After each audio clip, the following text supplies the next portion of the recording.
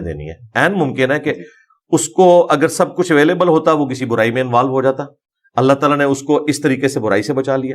باقی رہا جو اس کے گھر والے ہیں ان کے اوپر یہ آزمائش ہے کہ وہ ان کی خدمت کر کے نہ صرف ثواب کما سکتے ہیں بلکہ ہمیشہ کی کامیابی جنت کی شکل میں حاصل کر سکتے ہیں. ان کی خدمت کریں, یہ کرنا ان کی ذمہ داری ہے.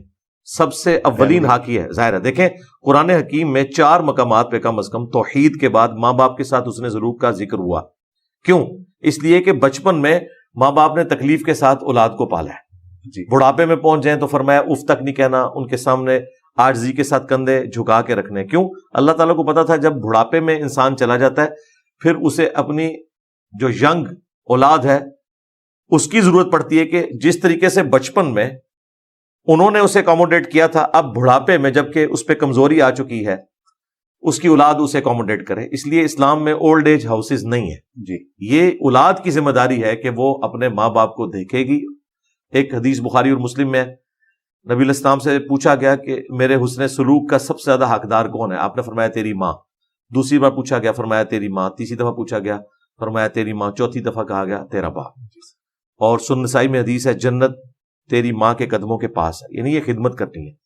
پھر سورہ بنی اسرائیل میں ہے کہ اگر یہ بڑھاپے میں پہنچ جائیں دونوں یا دونوں میں سے ایک, ان کے سامنے عاجزی کے ساتھ اپنے کندھے جھکا کے رکھنے ہیں, ان کو اف تک نہیں کہنا, اور ان کے لیے دعا کرنی ہے رب ارحمہما کما ربیانی صغیرا, اے اللہ ان دونوں پر رحم فرما جس طرح انہوں نے بچپن میں مجھے پالا تھا. پھر مسلم شریف میں حدیث ہے ہلاک ہو جائے وہ شخص جسے ماں باپ دونوں یا دونوں میں سے کوئی ایک بڑھاپے کی حالت میں ملے اور وہ ان کی خدمت کر کے جنت نہ کما سکے. اور جامعہ ترمذی میں المستدرک للحاکم میں حدیث ہے نبی علیہ السلام مسجد میں آئے, آپ نے سیڑھی پہ قدم رکھا اپنے ممبر کی, فرمایا آمین. دوسری سیڑھی پہ رکھا, فرمایا آمین. تیسری پہ رکھا, فرمایا آمین. صحابہ کرام نے پوچھا آج آپ نے وہ عمل کیا جو آج سے پہلے نہیں کیا؟ فرمایا پہلی سیڑھی پہ جب قدم رکھا تو حضرت جبرائیل علیہ السلام آئے تھے, انہوں نے کہا کہ آپ آمین کہیں اس بات پہ کہ برباد ہو جائے وہ شخص جس کے سامنے آپ کا ذکر ہو اور وہ آپ پر درود نہ پڑے.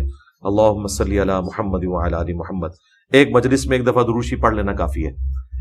دوسری سیڑھی پہ قدم رکھا تو حضرت جبرائیل نے کہا کہ تباہ و برباد ہو جائے وہ شخص جو رمضان المبارک کا مہینہ پائے اور اپنی مغفرت نہ کروا سکے. تو حضور علیہ السلام نے آمین کہا اور اللہ تعالیٰ کی وحی کی تائید سے کہا کہ آپ نے آمین کہنا ہے.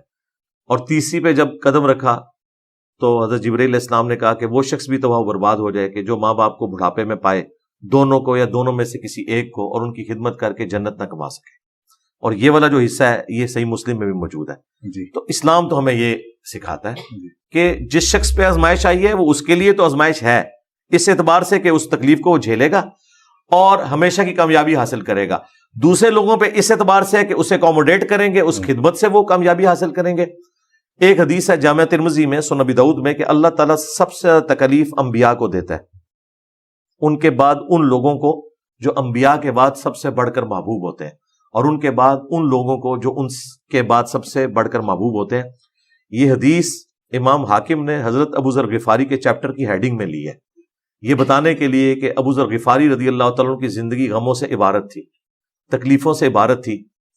تو یہ حدیث ٹاپ پہ لی ابو داؤد کی اور جامعہ ترمذی کی, جس کے اینڈ پہ آتا ہے کہ انسان یوں پوری زندگی تکلیفیں جھیلتا رہتا ہے حتیٰ کہ دنیا سے پاک و صاف ہو کر اٹھایا جاتا ہے, پھر آخرت میں اس کے لیے کوئی تکلیف نہیں ہے. اب دیکھیں نا آخرت کی اگر آپ تکلیف کو دیکھیں اس کے مقابلے میں دنیا کی تکلیف تو کچھ بھی نہیں ہے. ہم چونکہ شارٹ ٹیمپر ہوتے ہیں, ہم یہ تھوڑی سی تکلیف کو دیکھتے ہیں اور ہم کہتے ہیں کہ یار یہ پتہ نہیں کسی کے ساتھ کیا ظلم ہو گیا. لیکن اگر کسی شخص کی آپ کو ہمیشہ کی آخرت دکھا دی جائے, اس کو آپ دنیا میں یوں سمجھیں کہ matric life plus F S C, یہ 4 سال انسان کی زندگی کے کریٹیکل ہوتے ہیں. ان 4 سالوں میں وہ بچے بھی ہیں جن کو کھانے پینے کی بھی ہوش نہیں ہوتی, بڑی مشکل سے وہ کھانا پینا بھی کرتے ہیں, ٹوٹلی اپنی تعلیم کے اوپر ایمفیسائز کرتے ہیں. ان کی بعد والی آپ زندگی اگر آپ کو اس وقت دکھا دی جائے نا تو آپ کہیں گے یار یہ 4 سال کی تکلیف کچھ بھی نہیں. لیکن جو لوگ وہ 4 سال اپنی زندگی کے ضائع کرتے ہیں, کوئی ایکسٹرا آرڈنری کیس ہو جائے ولادہ باد, اوور آل ہم نے یہ دیکھا ہے وہ بعد میں کتنی تکلیف کی پوری زندگی کاٹتے ہیں. اگر اس وقت انہیں اپنی بعد والی زندگی دکھا دی جائے اور ان کمپیریزن ٹو جو دوسرے لوگ ہیں تو وہ بھی انسان کے بچے اسی وقت بن جائیں. یہی تو آزمائش ہے. یہ دنیا میں بھی ہم دیکھ رہے ہیں, وہ تکلیف کا سپین بڑا تھوڑا سا ہوتا ہے. ان مع العسر یسرا, ہر مصیبت کے ساتھ آسانی ہے, ہر مصیبت کے ساتھ آسانی ہے, ہر مشکل کے بعد آسانی ہے، اللہ تعالیٰ نے وہ آسانی جوڑی بھی ہے، اور الٹیمیٹ آسانی تو اس وقت آ جانی ہے جب انسان نے مر جانا ہے۔ یہی دعا ہے، انا للہ و انا الیہ راجعون، ہم بھی تو اللہ کی طرف سے آئے تھے، ہم نے واپس چلے جانا ہے۔ یہ تکلیف بھی جو آئی ہے ایک دن تو یہ تکلیف ختم ہونی ہے نا، 60 سال بعد، 70 سال بعد، پھر کھربوں سال کی زندگی سے اسے کمپیئر کریں۔ صرف آخرت کا جو 50,000 سال کا دن ہے نا، دنیا میں 60 سال کی زندگی اس کے مقابلے پہ 3 منٹ بنتی ہے۔ آخرت کا دن، جنت کی نہیں بات ہو رہی، صرف دن آخرت کی جو تکلیف کا دن ہے 50,000 سال کا، اسے 60 سال کے ساتھ کمپیئر کریں تو 3 منٹ کی زندگی بنتی ہے۔ اس 3 منٹ کی تکلیف کو انسان اتنا بڑا سمجھ لے۔ جب لوگ آخرت میں اپنا اجر دیکھیں گے، یہی میں نے شروع میں عرض کیا تھا کہ آخرت سے جوڑے بغیر اگر آپ ایبسولوٹلی کنسیڈر کریں گے نا دنیا کی زندگی کو، تو یہ دنیا رہنے کے قابل نہیں ہے، ٹھیک ہے؟ اسی لیے لوگ پیسمسٹک موڈ میں چلے جاتے ہیں۔ جو کچھ ہٹلر نے یہودیوں کے ساتھ کیا، اس کے بعد تو یہودیوں کو ختم ہو جانا چاہیے تھا۔ آج دنیا پہ رول کر رہے ہیں، 80 نوبیل پرائز وہ لے چکے ہیں۔ کیوں؟ انہوں نے اپنے آپ کو کنسنٹریٹ کیا، دنیا میں نام کمایا، ان کا دنیا ختم نہیں ہو گئی، ٹھیک ہے، نیکسٹ دیکھیں گے۔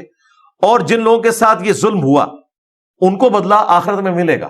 باقی جو ان کے عقائد کا معاملہ ہے وہ الگ سے، لیکن اللہ تعالیٰ کے صفت عدل کا تقاضا ہے کہ دنیا میں جس نے کسی کو ناحق قتل کیا اس کے بدلے میں اسے ایک دفعہ قتل کیا جائے گا۔ ہٹلر نے تو ایک دفعہ گولی مار کے خودکشی کر لی ہے نا، لیکن جو اس نے 6 لاکھ یا 60 لاکھ ہولوکاسٹ میں یہودی قتل کیے، ان کے بدلے میں اسے آخرت کا عذاب ہونا ہے، اور یہ اللہ ہی دے سکتا ہے۔ دنیا میں جو کچھ ہمارے یہاں ایک ڈکٹیٹر نے لال مسجد میں کیا، دنیا کی عدالت اسے ایک دفعہ پھانسی دے سکتی تھی نا، ان مظلوم بچوں کے اوپر کیے گئے اس ظلم کے بدلے میں، لیکن اللہ کی عدالت میں دنیا میں جو اس نے تکلیف کاٹی وہ الگ، جو آخرت کا عذاب ہے وہ تو باقی ہے، وہ دنیا میں کوئی نہیں دے سکتا۔